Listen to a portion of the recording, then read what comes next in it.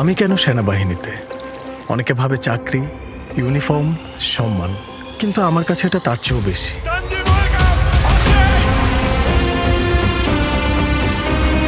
সেনাবাহিনীর টহল দল তোমাদেরকে চতুর্দিক থেকে ঘিরে ফেলেছে।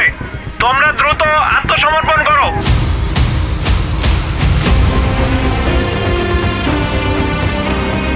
যখন দেশ জুড়ে অস্থিরতা, বিশৃঙ্খলা ও সহিংসতার ঢেউ ছড়িয়ে পড়ে, তখন গোটা জাতিকে আশার আলো দেখায় বাংলাদেশ সেনাবাহিনী।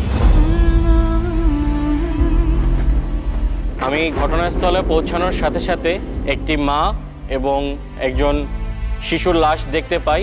সাথে সাথে তাদের সম্মান রক্ষার্থে আমরা আমাদের ইউনিফর্ম দ্বারা তাদেরকে আবৃত করি।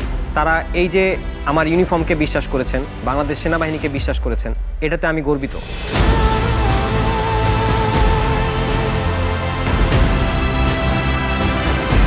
দেশকে অস্থিতিশীল করতে চাওয়া হায়নাদের বিরুদ্ধে আমরা প্রহরী হয়ে দাঁড়াই।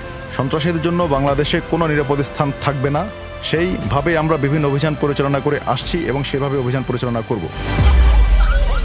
সেনাবাহিনী যদি না থাকতো তারও পাওয়া মানে দুনিয়াতে পাইতাম না। ওদের এই ঋণ কিভাবে আমি শোধ করবো আমার নিজেরও জানা নেই। বাংলাদেশ সেনাবাহিনী প্রয়োজন হোক না যখনই, মানুষের পাশে আছে সব সময়, মানবতার হোক জয়। স্যার, আপনারা জাগর খুঁজতেছেন না স্যার? তাগেরও কাজকে স্যার পলিপাংশা এবং স্যার কুর্তাঝিরি এলাকায় দেখা গেছে স্যার। কি বলেন?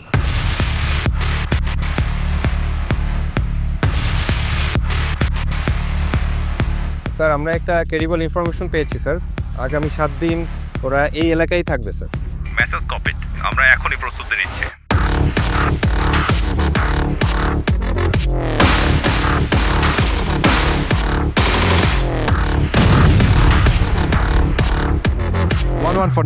Target destroyed, mission accomplished, over. আমি সৈনিক, আমি বাংলাদেশের, আমি